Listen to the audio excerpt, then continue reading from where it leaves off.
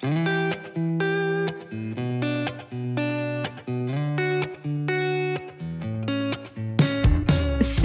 je suis Sandra et je te souhaite la bienvenue sur le podcast qui va te donner envie de réaliser tes projets et même tes rêves les plus fous. Notre mission, t'apporter de l'inspiration. J'échange avec des femmes qui ont osé s'écouter. Choix de vie audacieux, parcours atypique, projets fous, elles nous dévoilent tout sans filtre. L'idée, à travers chaque épisode, c'est d'adoucir tes peurs pour les remplacer par de l'audace et de l'enthousiasme. Du mouvement, du bruit, de la fumée, laisse-toi entraîner par les locomotives.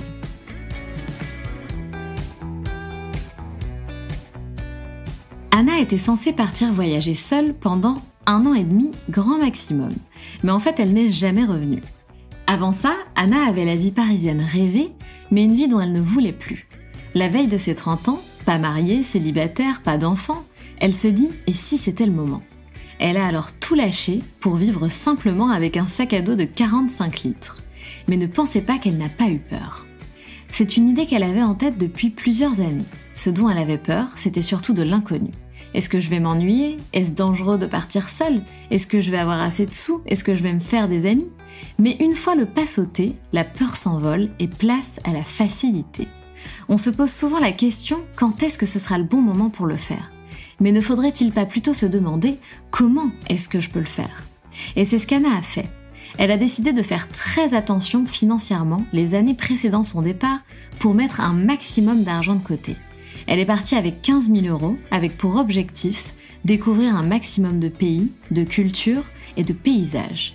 Ne pas avoir de stress du côté des finances et ne pas avoir besoin de travailler sur place pendant 1 an. Anna a mis 2 mois à préparer son voyage, à l'organiser, à s'informer, à se renseigner, à anticiper les besoins administratifs et matériels, mais finalement, ça ne s'est pas passé comme prévu. Anna a laissé beaucoup de place à l'imprévu et à la surprise. Changement de plan, arrivée du Covid, bloquée en Malaisie pendant 1 an, Anna a aussi pris conscience qu'elle ne rencontrait pas que des voyageurs, mais beaucoup de digital nomades. Voyant son budget se consommer et son envie de vivre de la sorte grandir, elle décide de se lancer elle aussi en tant que digital nomade. Anna nous prouve une fois de plus que voyager seule en étant une femme n'est pas synonyme de dangereux. Elle nous prouve une fois de plus que nous sommes guidés par la peur, mais que la réalité est tout autre, et que tout est possible si l'on s'en donne les moyens.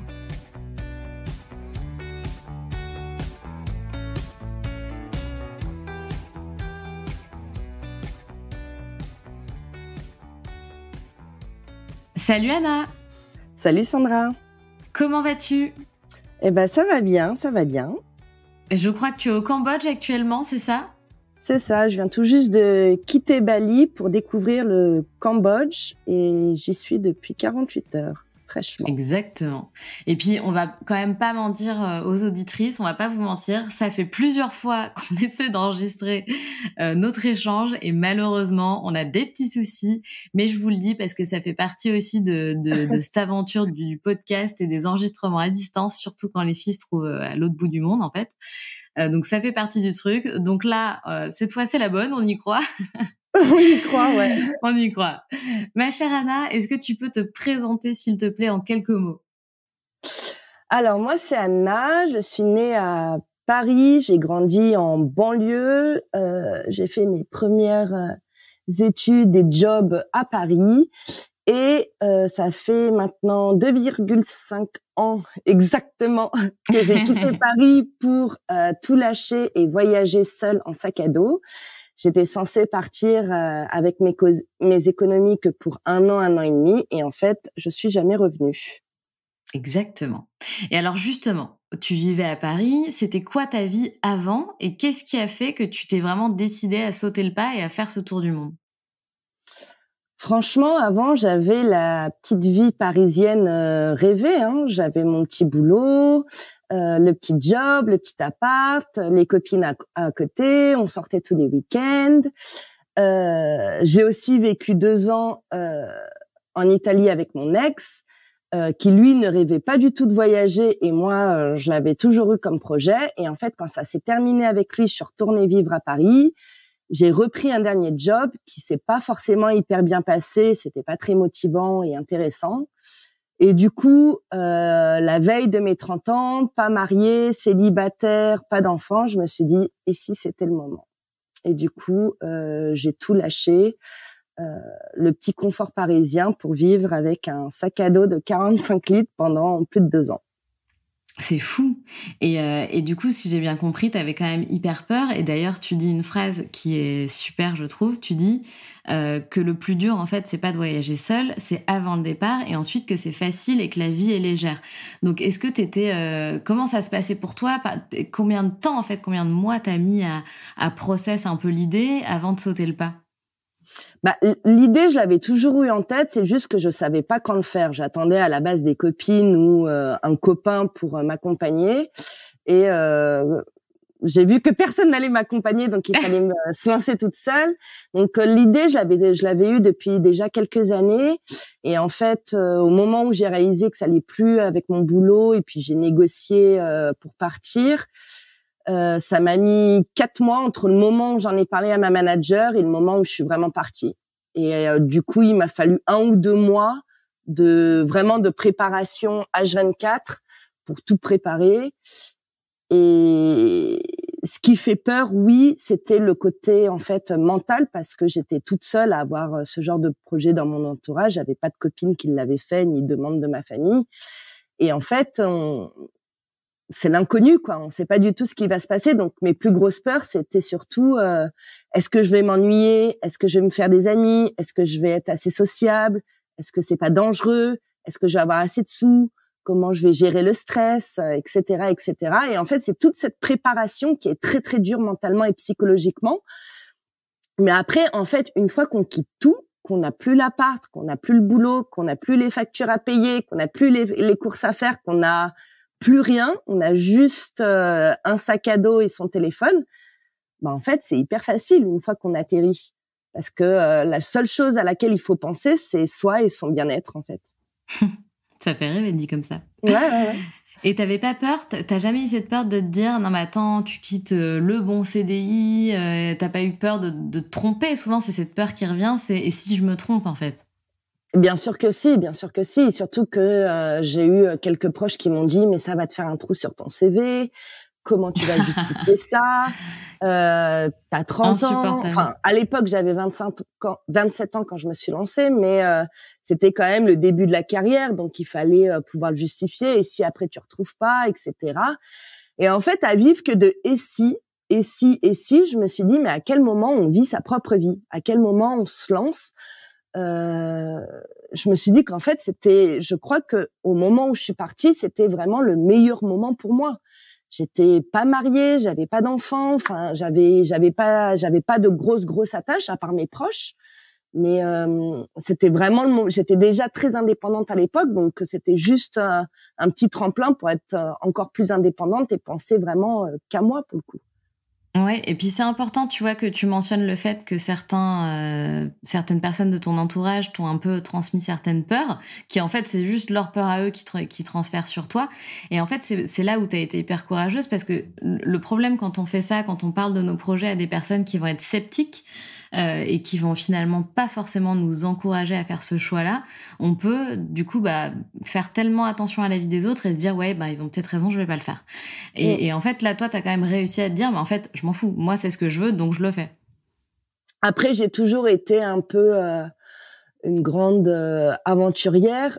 J'ai aussi des parents qui sont de grands voyageurs, donc sincèrement j'ai eu beaucoup de chance aussi. Ma famille proche m'a toujours soutenue depuis le début. Ah oui.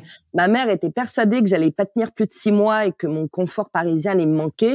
Et en fait, maintenant, je me vois plus du tout revenir à Paris et revenir à ce style de vie là, quoi. Et ça, on en reparlera plus tard d'ailleurs.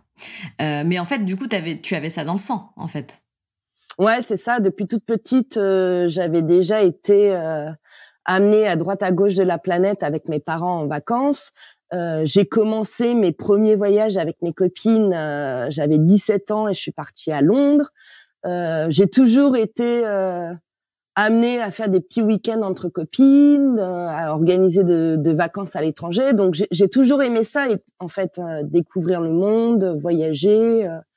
Donc c'est pas ça qui me faisait peur en fait. Le côté voyage, découverte, culture, c'était vraiment plus le côté mental. Est-ce que je vais me faire des amis? Est-ce que je vais gérer l'insécurité? Est-ce que je vais gérer le stress? Est-ce que je vais pas m'ennuyer, etc. Ouais, bien sûr. Et donc, ce qui est fou, c'est que tu as quand même mis 16 000 € de côté pour partir à la base 1 an et demi. Donc ça, il faut savoir que c'est énorme. C'est-à-dire que même si effectivement, tu me disais, oui, en général, c'est 1 000 € par mois de budget, mais tu as beaucoup de personnes qui vont partir avec 5 000 € en poche en prévision de 1 ou 2 ans et une fois là-bas, ils travaillent sur place, etc.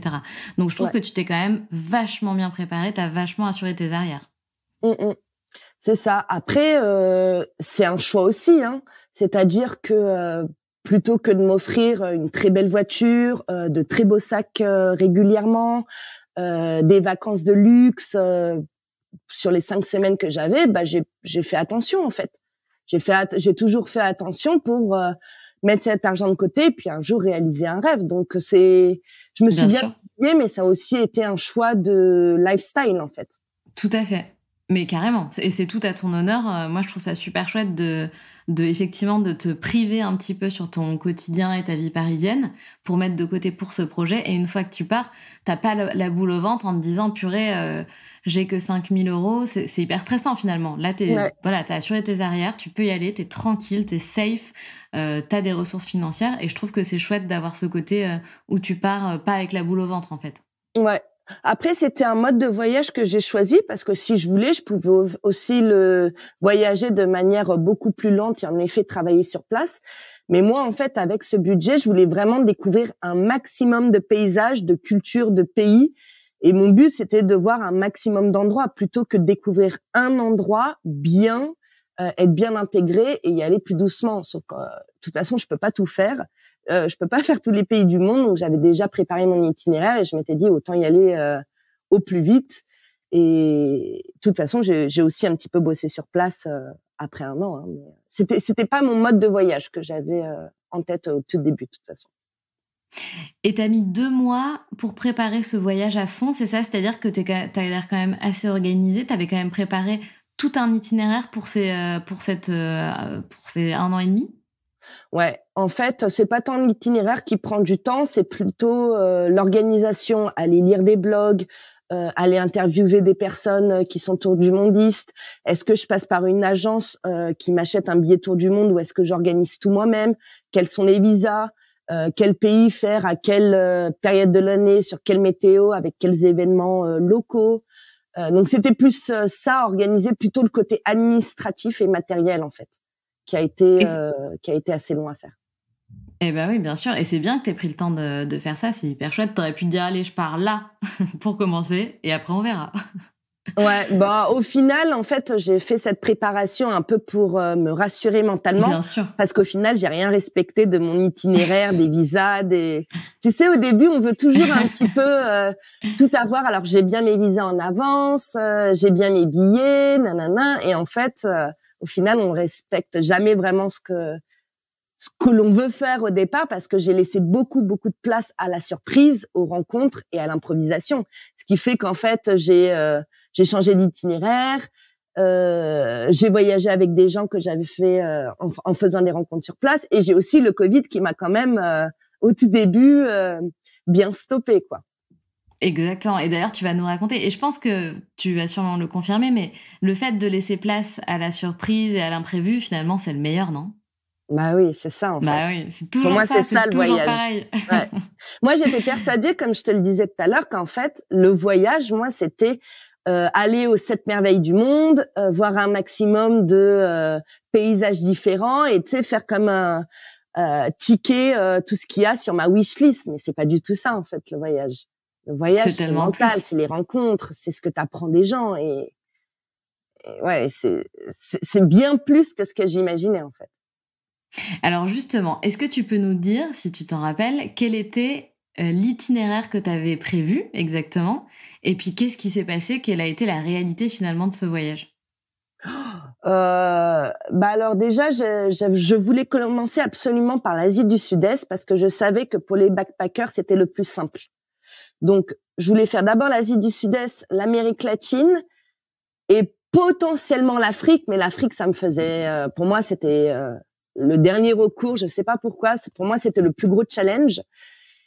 Et du coup, j'ai bien commencé en Asie, en Malaisie. Et en fait, boum, Covid, un mois après mon départ. Donc, j'ai été bloquée en Malaisie 1 an. Enfin, bloquée, c'est un grand mot parce qu'en fait, j'ai choisi d'être bloquée plutôt que de rentrer en France à l'époque. Et je me suis dit, autant rester tranquille sur une plage paradisiaque avec une 50aine d'autres backpackers coincés comme toi, plutôt que de retourner en France, vivre dans un appart confiné, seul. Enfin, je sentais que ça allait être la dépression assurée. Du coup, j'ai attendu patiemment en Malaisie que les frontières réouvrent aux alentours. Et du coup, la première frontière qui a réouvert, ça a été le Népal. Et du coup, après, j'ai été au Népal, mais après avoir fait le Népal, il y avait rien d'autre ouvert à l'époque en Asie du Sud-Est. Et du coup, je me suis dit, bon, je vais aller direct en Amérique latine. J'ai fait l'Amérique latine du nord au sud. Et ensuite, je me suis attaquée à l'Afrique. Et sincèrement, je me revois, moi, à l'époque, non, je veux pas passer par l'Afrique seule. Et aujourd'hui, je le dis fièrement et j'ai envie de partager ça à tout le monde. L'Afrique, c'est le meilleur continent. Vraiment. C'est fou. Pourquoi tu dis ça? Parce qu'en fait, c'est l'aventure de dingue, c'est briser des mythes, les gens sont super gentils, on connaît rien de l'Afrique. Moi, j'imaginais l'Afrique comme une sorte de grand désert à safari, et en fait, ils ont les plus belles plages au monde, une population mais hyper accueillante, souriante, une culture musicale de dingue. C'était fou. J'ai fait le Kenya en premier dans l'Afrique noire. Et j'avais rarement vu autant de paysages différents et concentrés dans un même pays, en fait. Ça doit être incroyable. Et les rencontres, partir à la rencontre des gens, de la culture. J'ai tellement appris d'eux, c'était dingue. Et c'était tellement facile au final.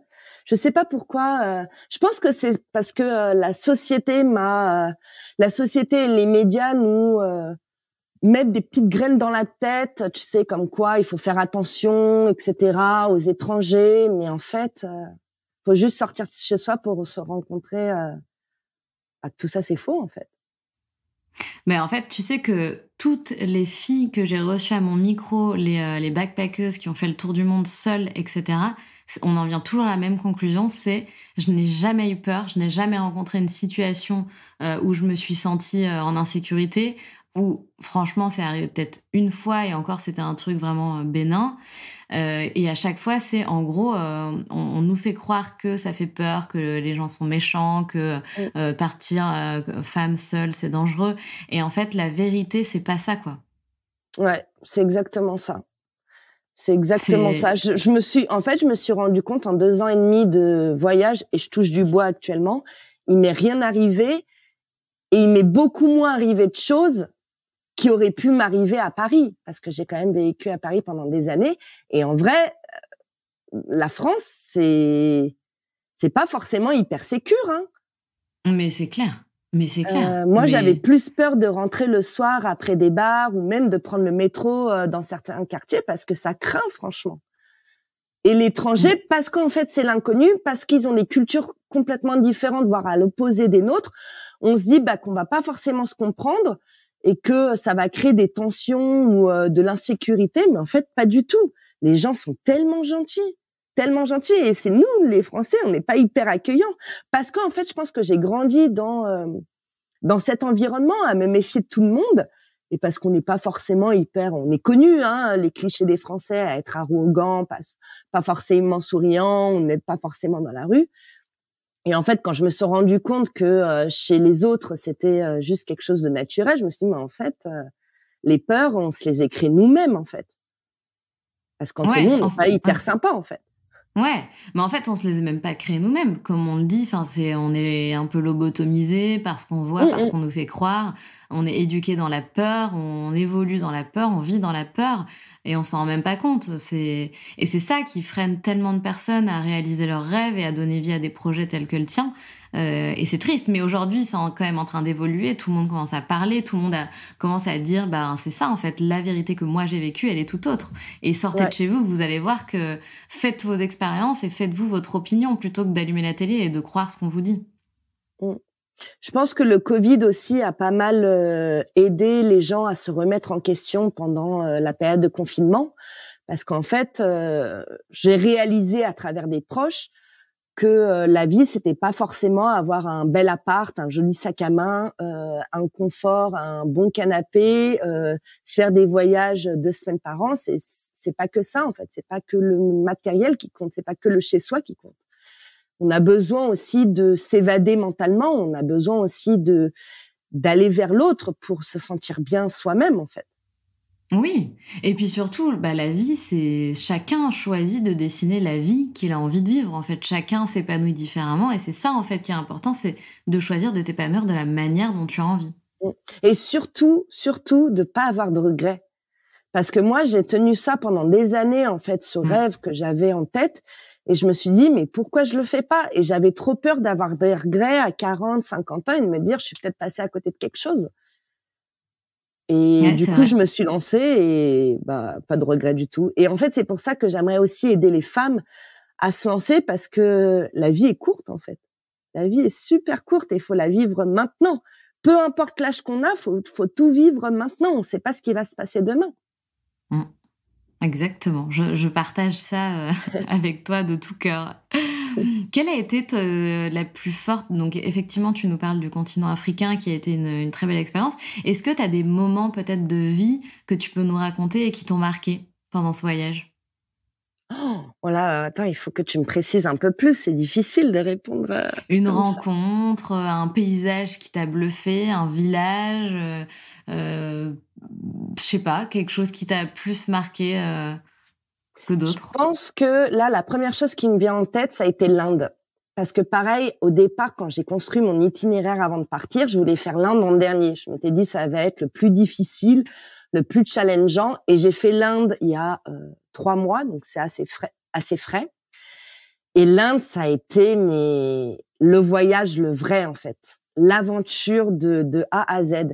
Déjà, il y avait très, très peu de touristes quand j'y suis allée. Et j'ai eu un accueil des Indiens, mais le tapis rouge. J'ai été traitée comme une reine pendant 1 mois. Je me suis jamais fait autant d'amis locaux. J'ai jamais autant laissé de place à l'improvisation. Et ça a été juste magique. En fait, mon voyage en Inde a été fou, parce que j'ai juste suivi mon instinct.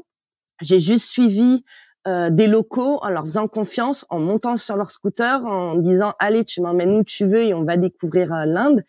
Et je crois que c'était la première fois où j'avais vraiment fait autant confiance aux gens, peut-être parce qu'aussi j'avais l'expérience du voyage et que je m'étais dit il y a plus grand chose qui me fait peur, sachant que j'ai un super accueil en Inde. Donc je me suis complètement laissée aller.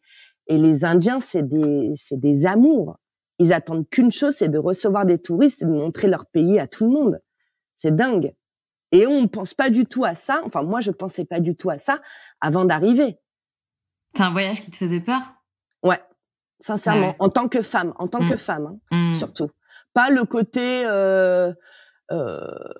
voyager, tu sais, prendre des bus et tout, mais j'avais peur de l'insécurité et du sexisme aussi en Inde. Et en fait, pas du tout. Alors oui, tout le monde regarde les femmes dans la rue, tout le monde regarde les touristes, mais en fait, c'est pas du tout un regard sale, c'est un regard très très curieux. Les gens sont trop contents. Donc on peut avoir l'impression que les regards sont durs, mais en fait, il suffit de casser ça en renvoyant un sourire, et là, les gens viennent directement vers nous. Et ils m'ont traité comme, vraiment, je le redis, comme une reine. Même certains qui ont essayé un peu de flirtouiller avec moi, ça a été de la flirtouiller, flirter. Trop mignon. Ça a été les plus grands galants et les plus grands princes charmants que j'ai rarement vus. Hein. C'est fou. Ils m'ont sorti le grand jeu. Hein. J'adore. C'est-à-dire, qu'est-ce qu'ils ont fait de spécial pour essayer de flirter avec toi?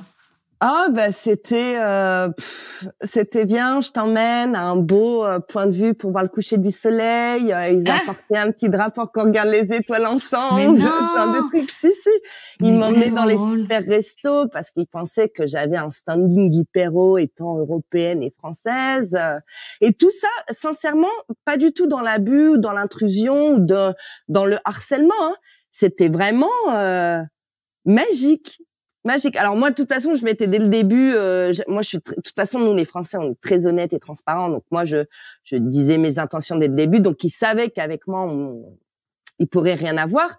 Mais ils étaient tellement, ouais, prince charmant, prince Et charmant. alors, et t'as pas cédé? Tu n'es pas tombée in love Non, de l'un d'entre eux, non? non, non, non, pas du tout. Après aussi, c'est parce qu'on n'a pas du tout. Alors là, c'est pour la petite anecdote. Hein, on n'a pas du tout la même expérience. C'est que chez eux, c'est très difficile d'approcher une femme, d'être amie avec une femme, de parler de plein de sujets avec une femme. Et ils savent très bien qu'avec les touristes, on est beaucoup plus ouvert d'esprit et beaucoup plus ouverte à la parole, à briser tes tabous, etc. Donc, avant même le côté drague, ils ont vraiment envie de parler à des touristes pour apprendre plein de choses de la vie. Parce que moi, j'ai rencontré plein de gens de mon âge, mais qui avaient zéro expérience avec les femmes. Ah là là, c'est Donc, fou.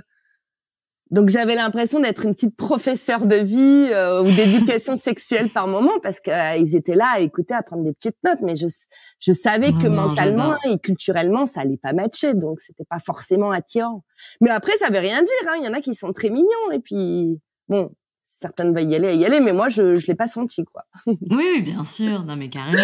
C'est au-delà de la culture. C'est juste que bah, c'est chimiquement, t'as pas eu cette connexion, quoi, tout Non, non, non, simplement. non. Bah ouais, non, je l'ai pas eu là-bas. Bah ouais. Et c'est marrant parce que tu vois, c'est beau ce que tu dis. J'avais l'impression d'être un petit professeur, de leur enseigner la vie et eux t'ont enseigné aussi beaucoup de choses, je Ah pense. Donc c'est un ouais, ouais, échange. ouais. C'est ça, en fait, c'est une Exactement. transmission des deux parties. C'est pour ça que c'était hyper fort l'Inde parce que j'ai passé des heures et des heures et des heures à parler aux locaux, à m'instruire de leur culture, de leur façon de vivre, de leurs normes sociales. C'était énorme. Et d'ailleurs, ça a été la plus grosse conclusion de ce voyage de ce voyage en Inde et de mon tour du monde, c'est qu'en fait, il n'y a pas une vérité. Moi, j'étais persuadée que la vie, c'était avoir un bon boulot, faire une carrière, avoir un bon salaire, faire une famille, avoir sa maison. Et j'ai rien contre ce modèle-là du tout, mais je sentais juste que c'était pas forcément le mien. Et en fait, quand je voyage et que je découvre qu'il y a plein de modèles de vie qui sont différents, qui sont rêvés, je me suis dit, mais en fait, ouais, il y a pas une vérité. C'est on peut faire ce qu'on veut comme on veut du moment qu'on le sent en fait et qu'on n'attend rien des autres.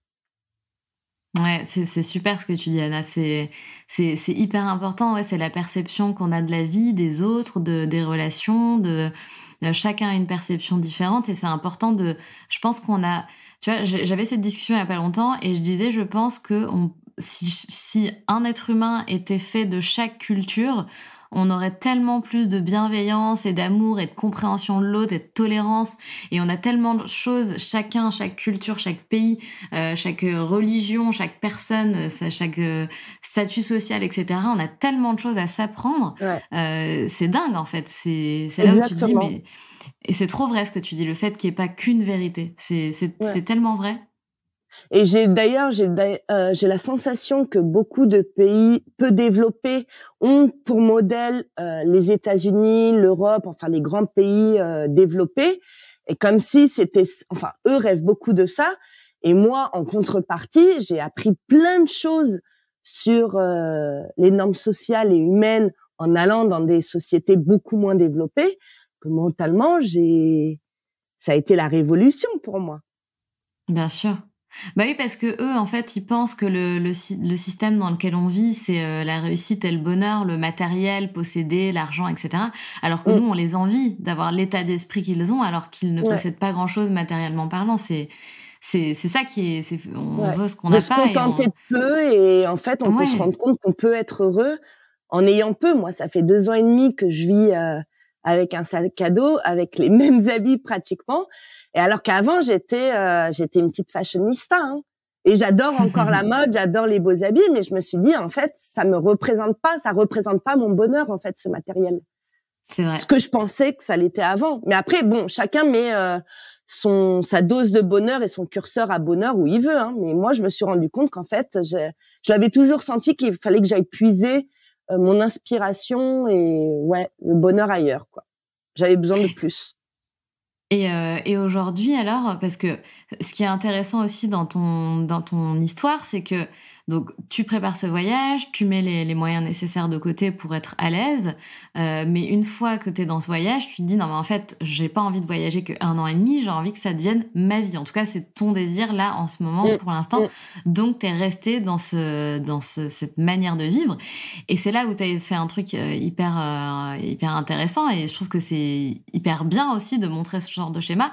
C'est que du coup tu restes bloqué en Malaisie, et là tu te dis bon bah écoute Anna, forme-toi pour du coup gagner des ressources, enfin de l'argent à distance. Forme-toi avec ce que tu sais faire, donc la com. Est-ce que tu peux nous expliquer un peu cette partie-là qui est hyper ingénieuse en fait? C'est vachement bien ce que tu as fait. Ouais, alors en fait, quand j'ai été bloquée en Malaisie, du coup, on était une 50aine de jeunes étrangers à être bloqués sur cette plage paradisiaque. Et je me suis rendu compte qu'en fait, les grands voyageurs, c'était pas forcément que les backpackers ou les vacanciers, qui avaient beaucoup de digital nomades. Et je connaissais assez peu ce concept à l'époque. Et du coup, eux étaient bloqués, mais financièrement, ils étaient plutôt bien. Et en fait, je me suis rendu compte que tout le monde pouvait être plus ou moins digital nomade à partir du moment où tu bossais déjà de base sur un ordinateur. C'est ce que je faisais avant en agence de pub et en communication. Et en fait, en faisant quelques petites recherches sur Google et Instagram, je pense que aussi Google m'a beaucoup écouté, et m'a beaucoup envoyé de publicités sponsorisées bien dirigées. Et en fait, j'ai vu qu'il y avait des formations pour devenir freelance, pour apprendre à devenir consultant et indépendant. Et j'ai fait une toute petite formation à l'époque, en plus, qui était gratuite parce que c'était quelqu'un qui se formait à créer son centre de formation, etc. Et en fait, je me suis dit, je sais faire ça, j'ai des compétences en communication, je sais que je suis bonne en ça, il faut juste que j'apprenne à trouver des clients seuls, apprendre à vendre mes projets et apprendre à faire un peu de compta. Et c'est ce que j'ai plus ou moins appris. Et en plus, j'étais entourée de digital nomades à l'époque. Et du coup, je me suis développée comme ça. Je me suis dit, encore une fois, qui ne tente rien n'a rien. Je suis sur une île, j'ai mon budget qui part à rien faire en attendant que les frontières réouvrent. Autant le tenter. Et en fait, encore une fois, le stress était pendant la formation, parce que je me disais, est-ce que je vais y arriver? Est-ce que je vais pas avoir des problèmes financiers plus tard? C'est quand même pas très sécure, j'ai pas un salaire qui tombe tous les mois. Donc, encore une fois, toutes les peurs étaient avant le vrai démarrage du projet. Et puis, une fois lancé, en fait, je me suis rendu compte que c'était très facile. Tout ce qu'il faut, c'est s'entraîner, lire, s'entourer, et puis après, c'est comme tout, en fait. Une fois que tu mets un peu trouvé des clients facilement? Ouais, j'ai trouvé des clients. Alors, au début, mon deal, c'était je fais un prix cassé pour m'entraîner, pour avoir aussi des bases pour créer un portfolio. Et puis, eux avaient des prix, des bons prix. Donc, tout le monde était content, en fait. Et puis, donc, j'ai eu une cliente qui m'a fait bien 1 an et demi. Et après, je me suis dit, je crois que je suis prête, en fait, parce que j'ai que des retours positifs. Je me suis bien entraînée cette année. Puis de toute façon, ça se construit, hein, un boulot, des offres, des services. Tout se fait pas au début. Donc, j'ai appris à construire tout ça. Et cette année, j'ai lancé officiellement mon site internet, officiellement ma boîte, etc. Bravo, c'est génial. Je pense que tu vas en faire rêver plus d'une, et tant mieux, parce que ça montre que regardez ce qu'on peut faire, c'est possible. Vous pouvez même gagner de l'argent et faire ce que vous aimez en vivant à l'étranger, en voyageant, etc. Enfin, moi, je trouve ça vraiment génial. Tout est possible, et dans tous les cas, on peut pas supprimer les peurs et le stress. On peut les contrôler. Mais moi, j'estime que ces peurs et ces stress qui sont là, elles sont là pour nous challenger, pour nous booster, tout à fait.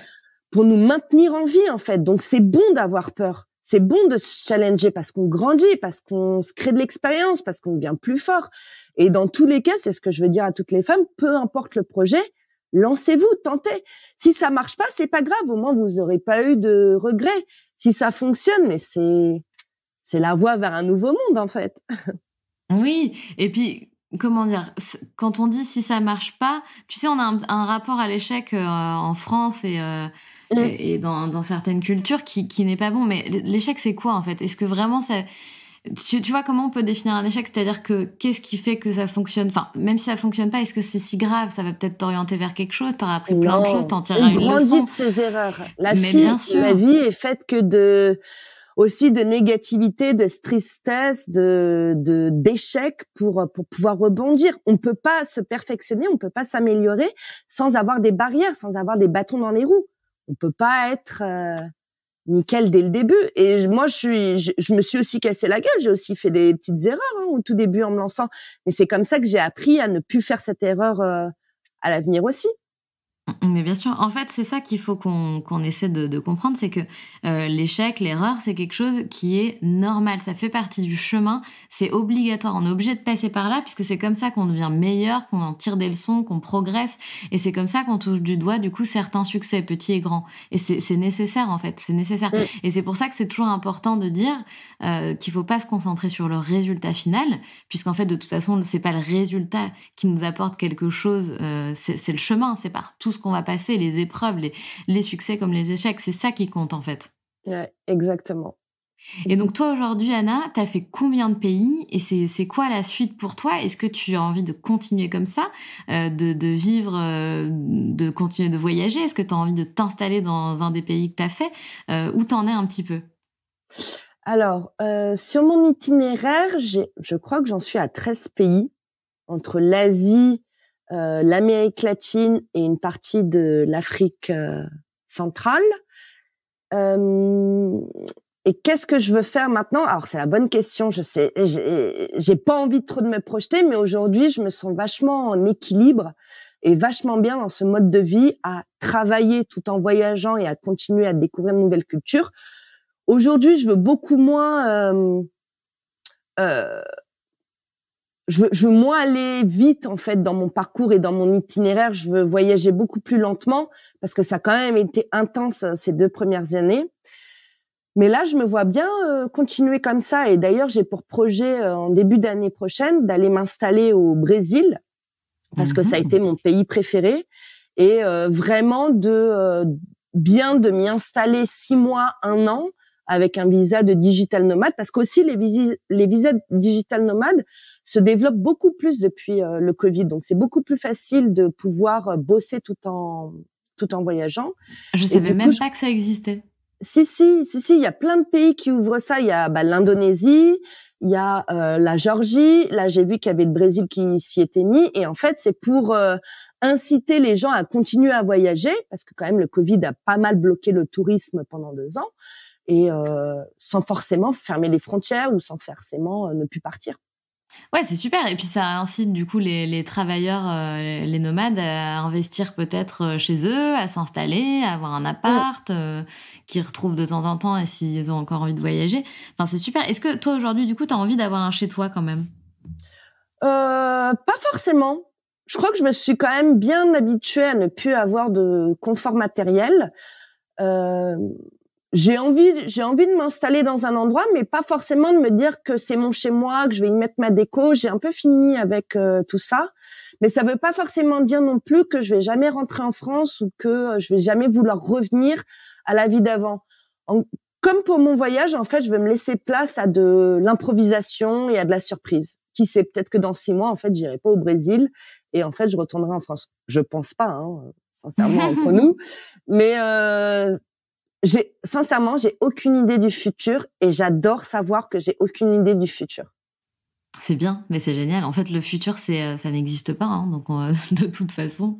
Je sais qu'il y en a qui trouvent leur confort à planifier, à avoir des projets à long terme, et je comprends, mais moi, ça a tendance à m'angoisser maintenant. J'ai accédé à un tel niveau de liberté que c'est très difficile de me couper de tout ça aujourd'hui. Et je préfère encore me couper d'un certain confort matériel, mais de me dire, je fais ce que je veux quand je veux. Si je veux partir d'un pays, si je veux changer d'appartement, si je veux aller où je veux, quand je veux, je peux le faire. Et donc tes amies parisiennes, qu'est-ce qu'elles en pensent? Est-ce qu'elles t'envient? Est-ce qu'elles aussi, elles auraient envie de vivre comme ça? Ou est-ce qu'elles sont restées du coup dans leur schéma de vie à la parisienne, plutôt classique? Est-ce qu'elles s'épanouissent de la sorte? C'est quoi leurs opinions par rapport à la manière dont tu vis? Bah, je pense qu'elles m'ont toujours enviée d'une certaine manière pour le côté vacances, être au soleil, être dans des coins paradisiaques. Mais en fait, elles, depuis le début, elles avaient d'autres rêves, d'autres schémas de vie, un autre confort dans lequel elles se sentent bien depuis le début. Bien Or, sûr. moi, en fait, en étant parisienne, même si j'avais tout, je sentais qu'il y avait quelque chose qui me manquait. Donc, je pense que c'est pas forcément comparable parce sinon il y aurait pu y avoir une d'elles qui aurait pu m'accompagner pendant ce tour du monde s'il y avait C'est vraiment une ça. qui se posait la question. Mmh. Donc, je pense qu'elles m'envient plus pour le côté d'être sous le soleil toute l'année. Mais je pense qu'elles sont aussi bien de leur côté. Et puis, de toute façon, maintenant, je suis leur agence de tourisme. Hein, donc, tous les étés, certaines viennent me voir. Certaines en profitent pour passer leurs vacances avec moi. Donc, je pense que tout le Ah, monde c'est est c'est content. super ça. Ouais. Non, non, mais c'est bien. C'est important de dire, voilà, encore une fois, que la définition du bonheur est propre à Ouais, chacun, à ouais, ouais. chacune. Et j'ai gardé mes amitiés, hein, quand bien même aujourd'hui j'estime qu'on est complètement différentes. C'est pas pour autant que je les aime plus, que on perd des amitiés, que on perd du contact. Après, je pense que j'ai aussi toujours été très bonne en communication, mais en fait, des relations, ça s'entretient, quoi. Bien sûr, mais complètement. Et puis, c'est pas grave d'être différent. On est Ouais, complémentaires et exactement. voilà. Ouais. On s'apprend, c'est toujours la même histoire. Je reviens quand même sur le Népal. Moi, c'est un pays qui me fascine. J'y suis jamais allée. Je connais pas, même si j'ai des idées. Enfin, ça me fait rêver dans un sens parce que ça a un côté très spirituel, etc. Comment t'as vécu ce voyage? Parce que t'as pas raconté, et comme tu parles beaucoup finalement de spiritualité, d'état d'esprit, de ce qu'on apprend des uns des autres, que toi t'as énormément évolué de ce côté-là, sur ton développement personnel finalement. Comment t'as vécu le Népal et est-ce que tu l'as vécu de cette manière, le côté spirituel, etc. Est-ce que tu as rencontré des moines? Est-ce qu'il y a eu cette expérience inédite qu'on peut vivre au Népal? Ouais. Je suis allée au Népal 3 mois. À la base, je devais rester qu'1 ou 2 mois. Et au final, j'ai eu du mal à quitter ce pays. En fait, ça a été un de mes premiers vrais pays aussi de mon tour du monde, vu que j'avais été coupée en Malaisie avec le Covid. Et sauf que le Népal aussi, c'est quand même beaucoup de montagnes et beaucoup de trekking. Or, je déteste le trekking. Faut savoir. Donc, je me suis dit, mais qu'est-ce que je vais faire là-bas?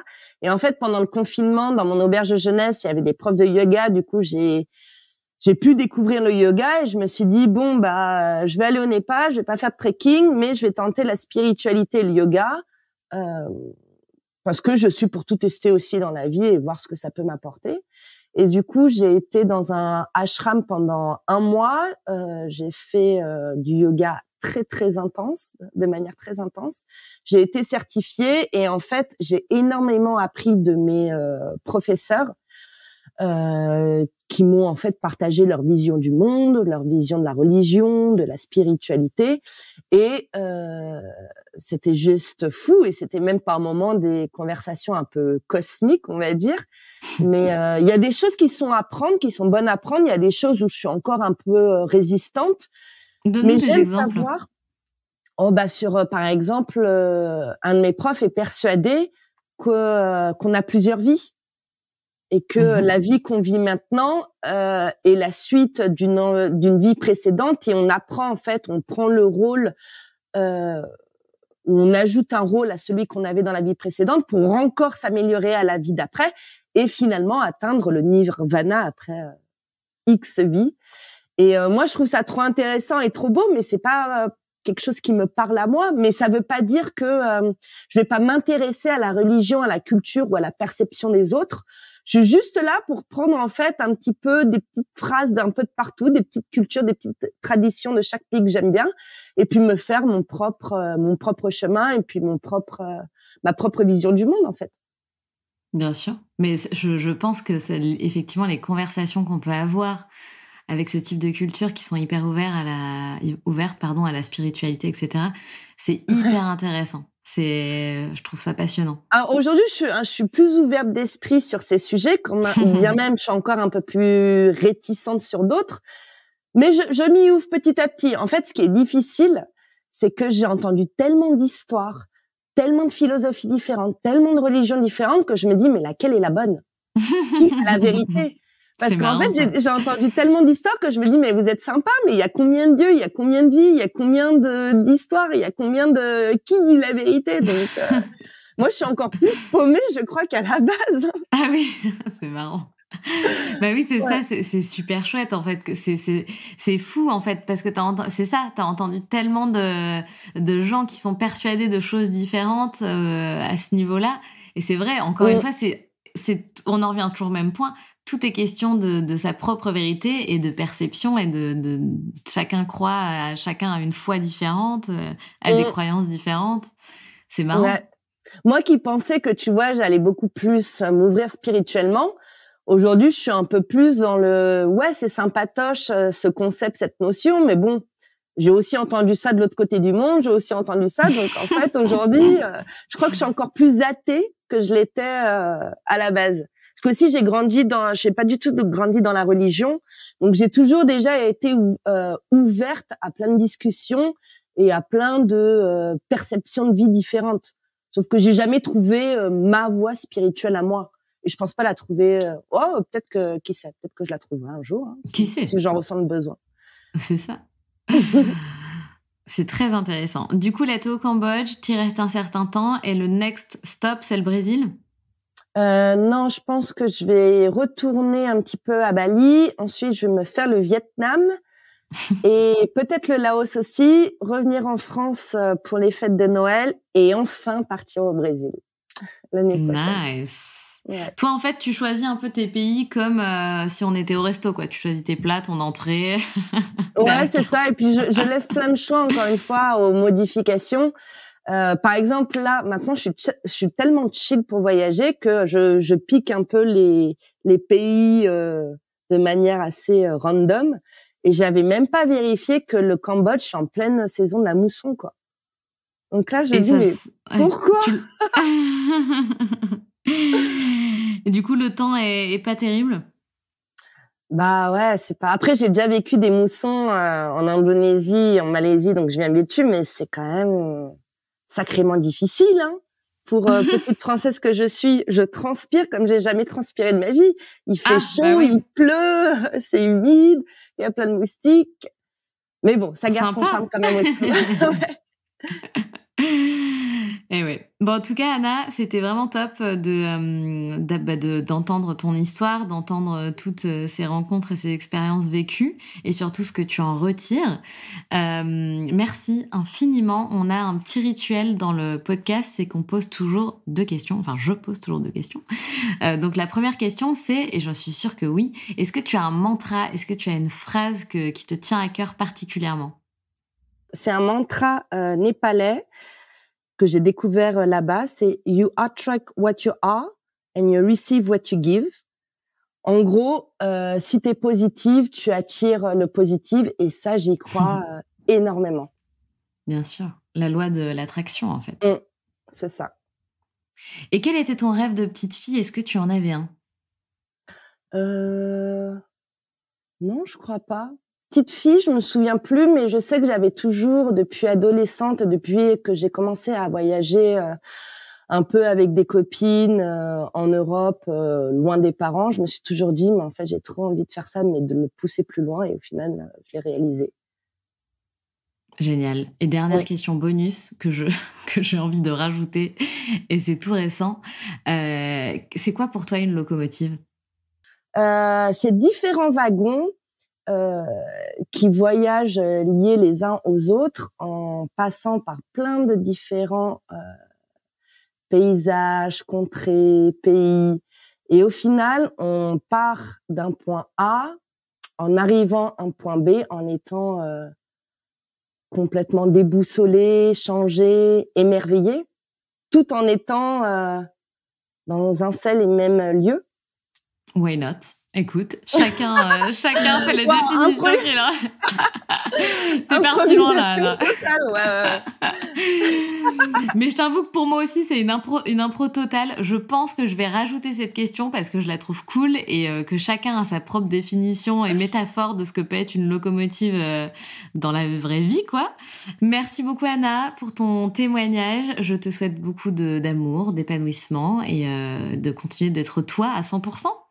Merci beaucoup de m'avoir invitée. C'était trop cool de discuter avec toi. Et à toutes les femmes qui nous écoutent, j'espère qu'un jour vous allez vous lancer, peu importe le projet, si c'est voyage ou pas. Faites-le, on n'a qu'une vie. Exactement. Salut Anna, à bientôt. Salut Sandra, ciao. C'est la fin de cet épisode et j'espère qu'il t'a plu. Si tu as envie de laisser 5 étoiles sur Apple Podcast ou Spotify, surtout n'hésite pas. Merci pour ta fidélité et on se retrouve mardi prochain pour un nouvel épisode. Pense à rejoindre la communauté Les Locomotives sur Instagram pour toujours plus d'inspiration, de motivation et de good vibes.